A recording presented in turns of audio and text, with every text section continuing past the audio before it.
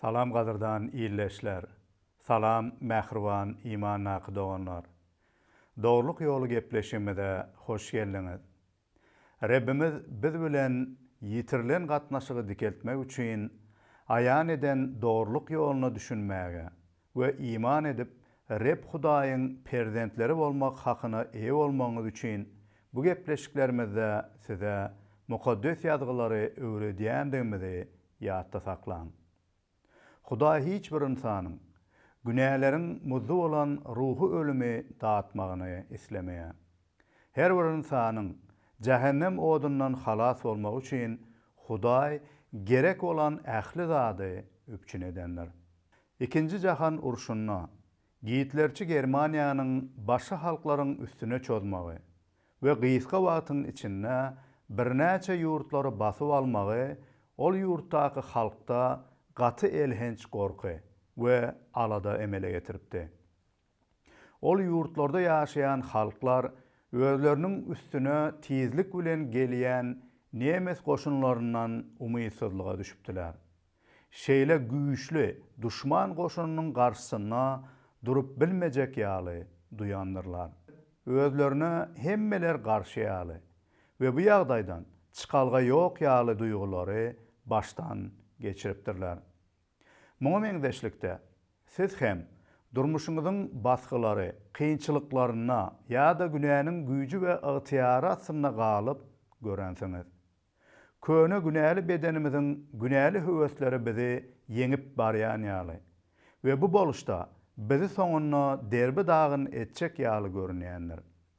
Hatta daş töweremizdäki insanlar, hatta imany doganlar hem biziň ýagdaýymyza düşünmeýän we gollaw bermeýän ýaly duýgulary baştan geçirip görensiňiz. Biziň günä bilen söweşimizde özümizi ýeke göreşýän ýaly. Hatta Hudaý hem biziň günälerimiz üçin bizden ýüz öwrýändir. Biziň garşymyzdadyr diýip pikir eden wagtyňyz hem bolanlar. Janymyzyň düşmany şeytany we içimizde möwç alýan günäni ýeňmäge özümizde güýç we akyldarlyk ýokdugy bellidir. Olary biz dinlere eýermek arkaly, ýa-da dogry işleri berja etmek arkaly da, ýa-da insanlar tarapyndan döredilen nähildir bir ýol bilen hem ýeňip bilmejämiz anykdyr.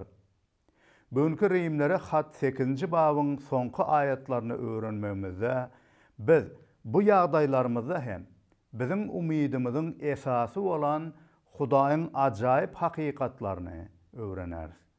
Bu hakykatlara düşünmegimiz we durmuşymyzy bular esasynda gurmagymyz bize tükenmeýän ýaly görünýän günä bilen söweşimizde teselli, şatlyk, umyd we güýç kuwwat berer.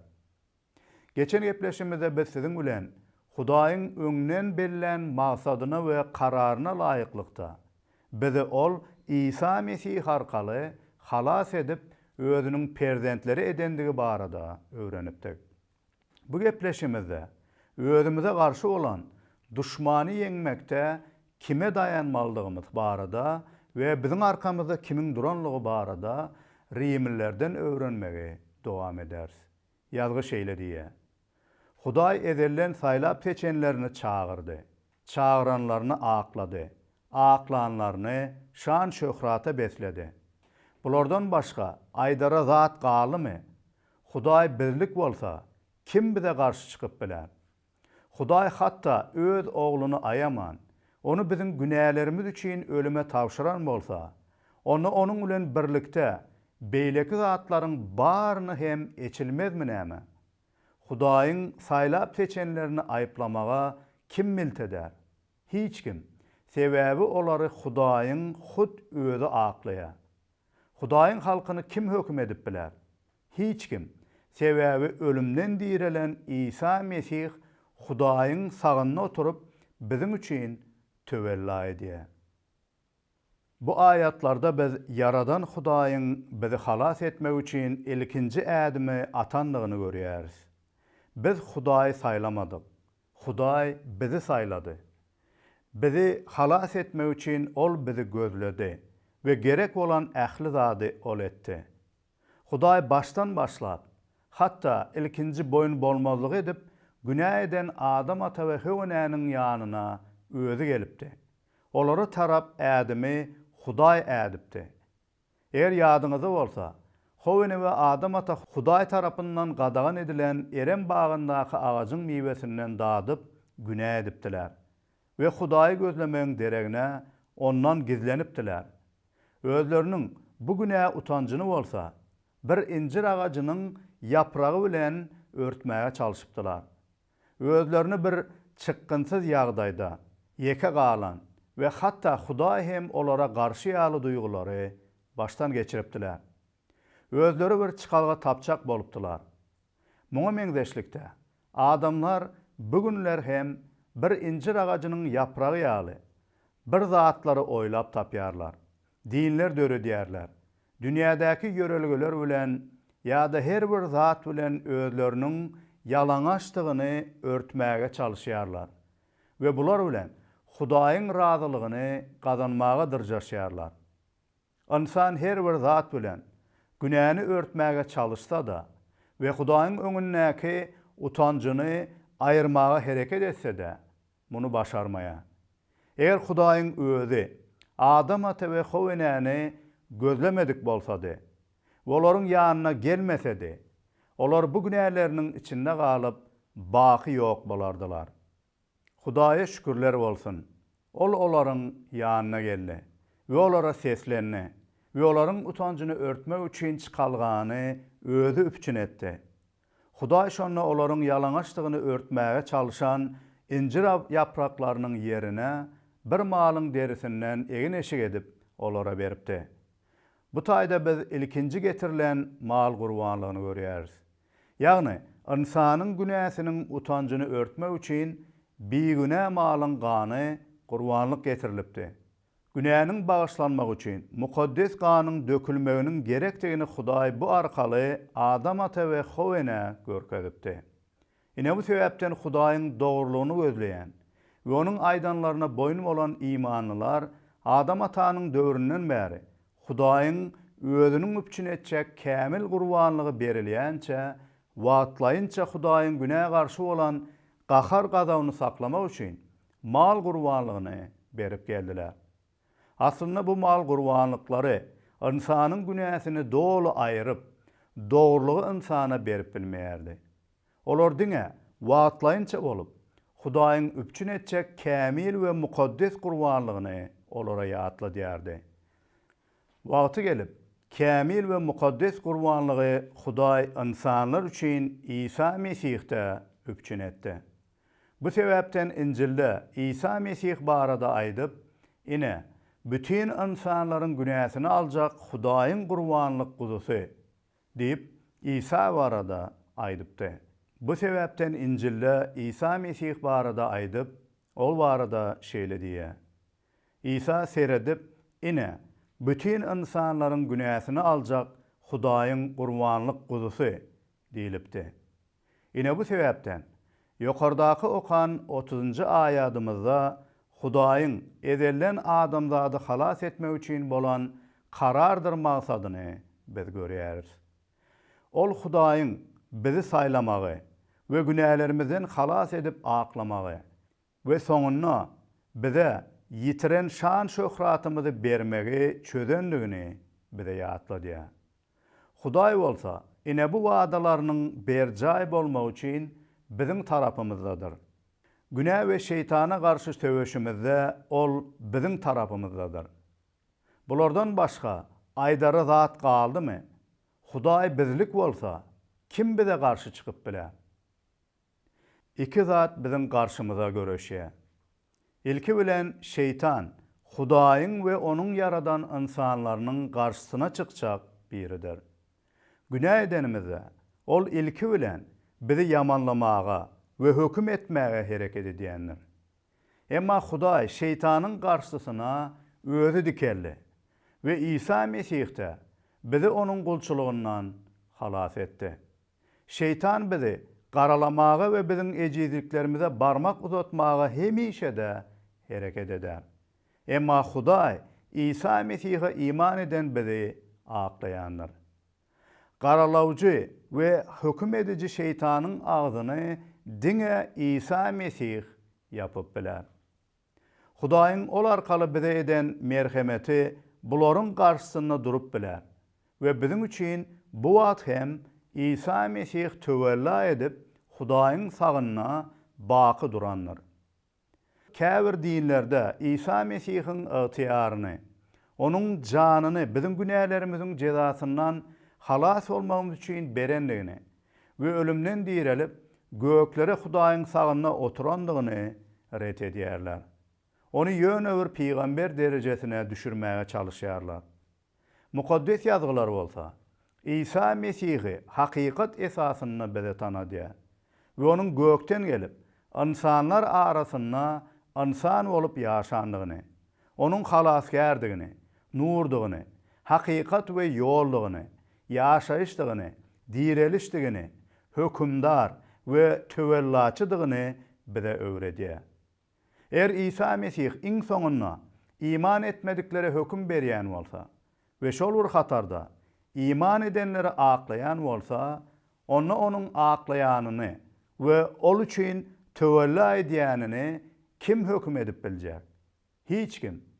Onu näme üçin ahlagy we namusy kämil bolmadyk, mukaddes bolmadyk, günäleri bolan insanlaryň ýyzyna eýerýärsiň.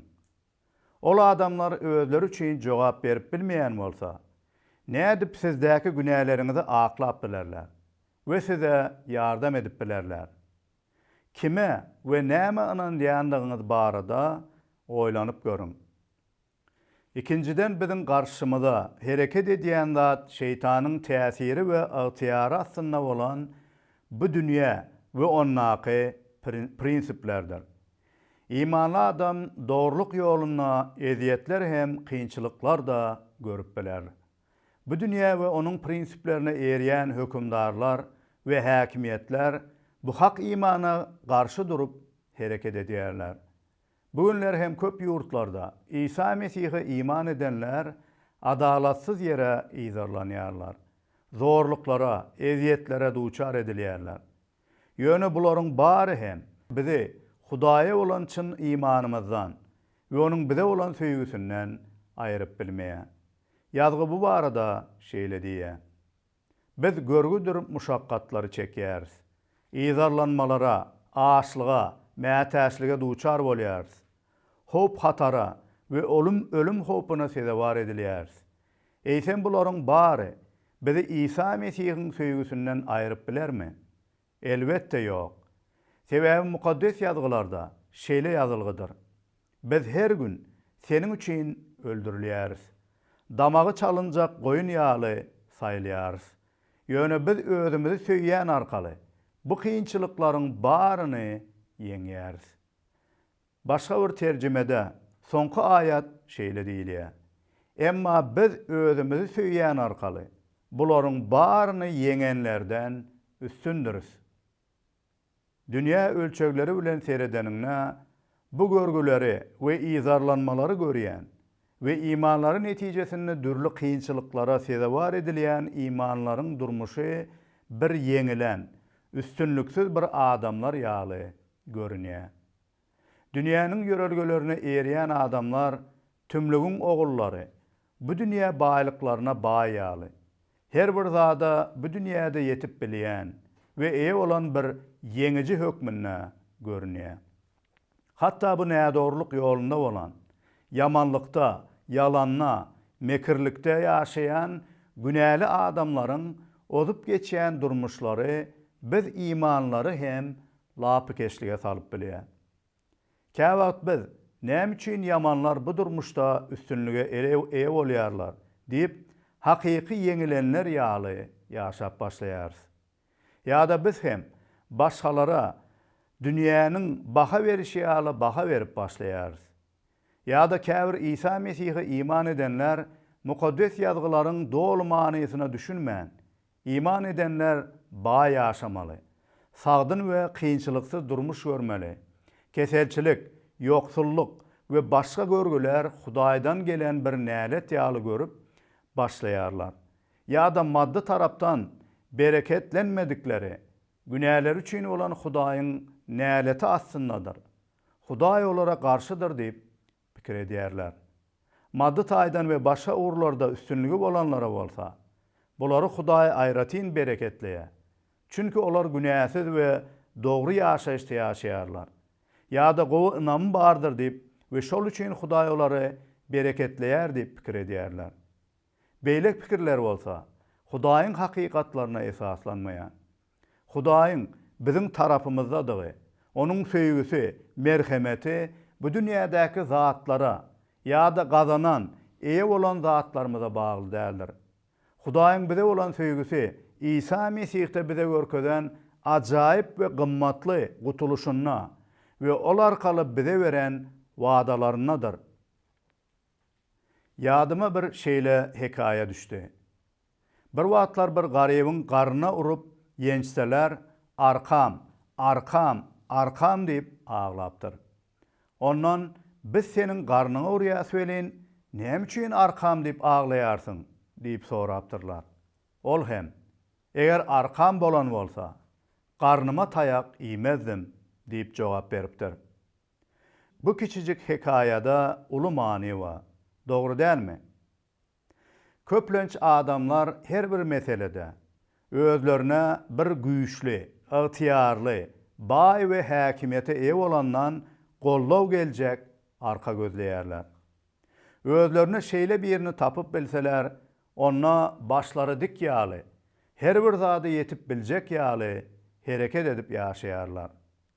Köplenç kyn gününe gollaw berjek, hakykatdan hem çyndan senin aladagyny etjek birini tapmak gaty kyn.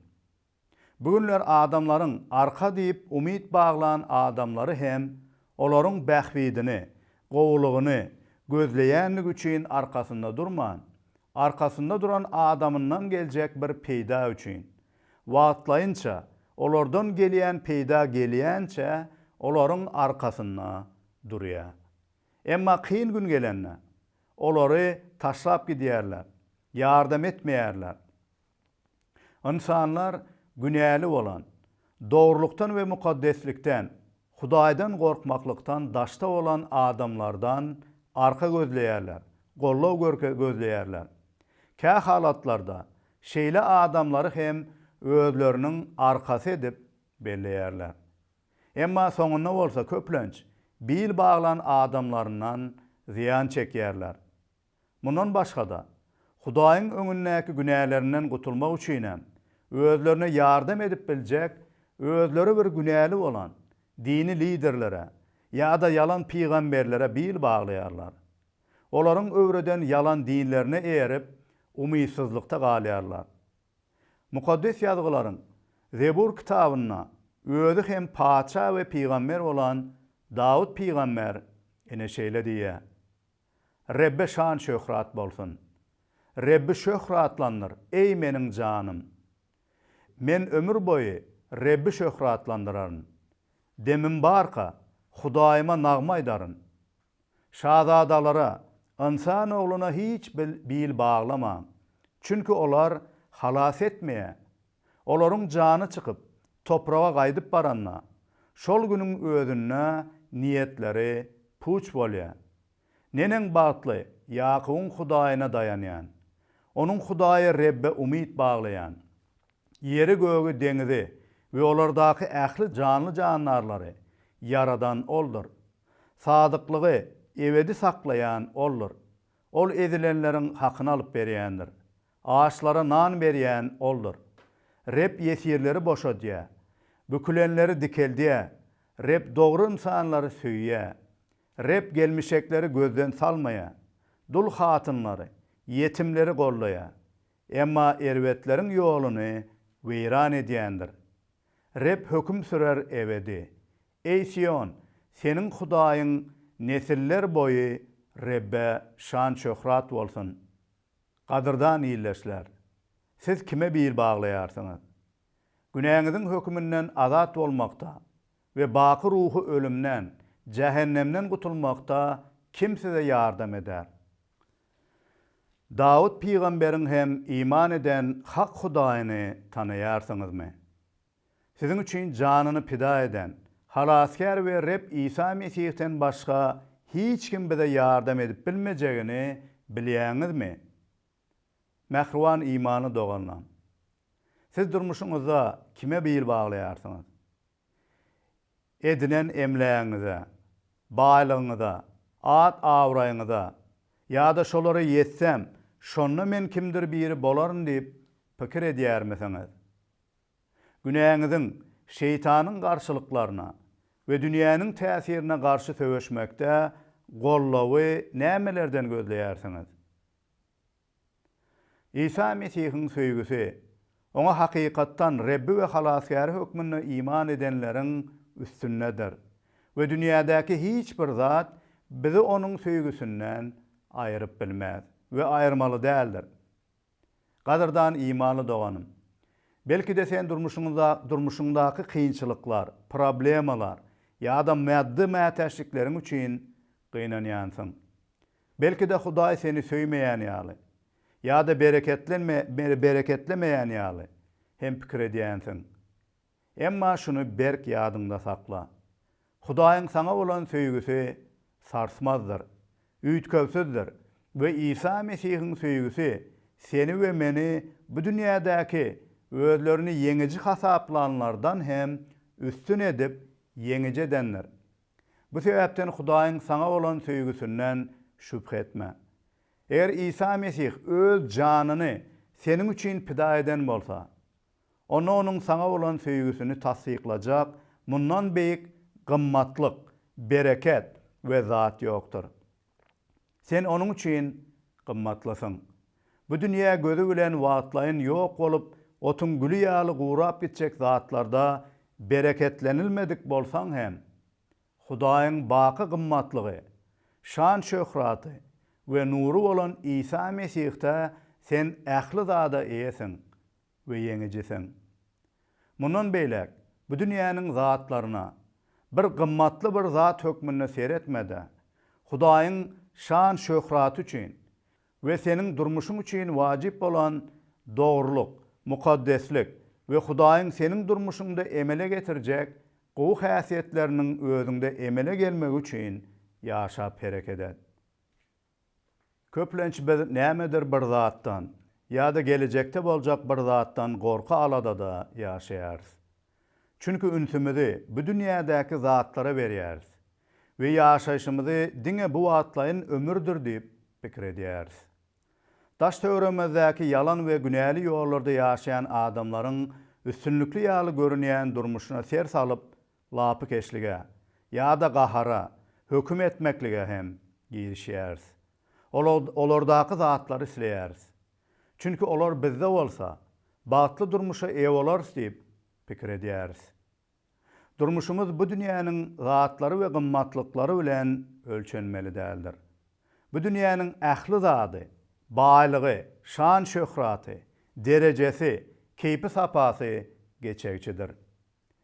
Peygamber bolan we Israýlyň padşasy bolan Dawud ýene de bu arada şeýle diýär.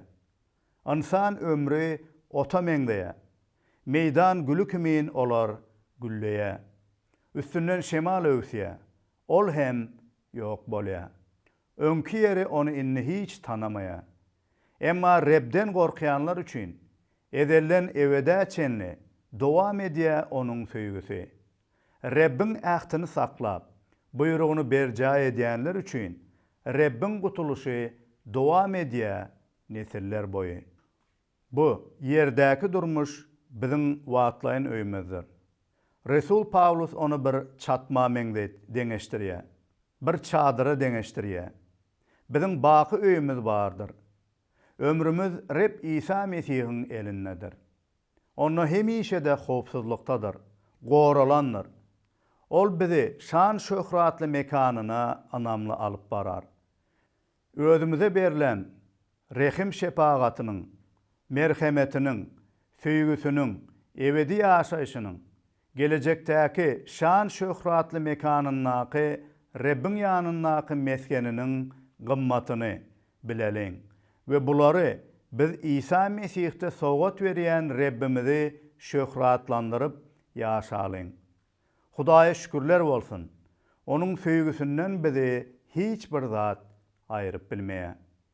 Bu sebäpden Rimlere hat 8-nji baby Resul Pawlus Hudaýyň ilhamy bilen bizi ruhlandyrmak üçin we imanymyzyň sarsmazlygyny, Rabbimiziň birlikdigini aýdyp, umyt bilen şeýle tamamlaýar. Ýöne biz özümizi söýýän arkaly bu kynçylyklaryň baryny ýeňäris.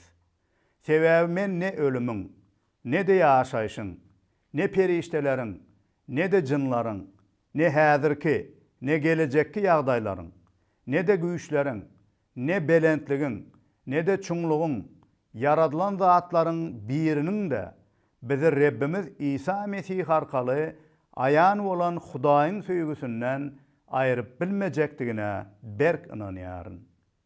Amin. Adamlar İsa Mesihiň ýygyna ermäge taýýar bolanlaryna oňa ýönekey dilek arkaly ýüzlenip bilerler. Mümkin sen eýem İsa Mesihi öz ýüregiňe çagyrmaga taýýarsyň. Eger bu şeýle bolsa, häzirki aýdyljak dilege ümsüm öz ýüregiňde goşulyp bilersiň.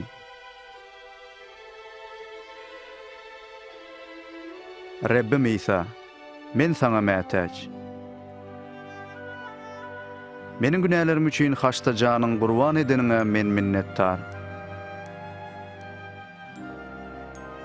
Men öz günälerimi boyun alýan we towba edýän. Men öz durmuşumyň gapysyny açyp, seni öz halaskarym we Rabbim hökmüne kabul edýärim.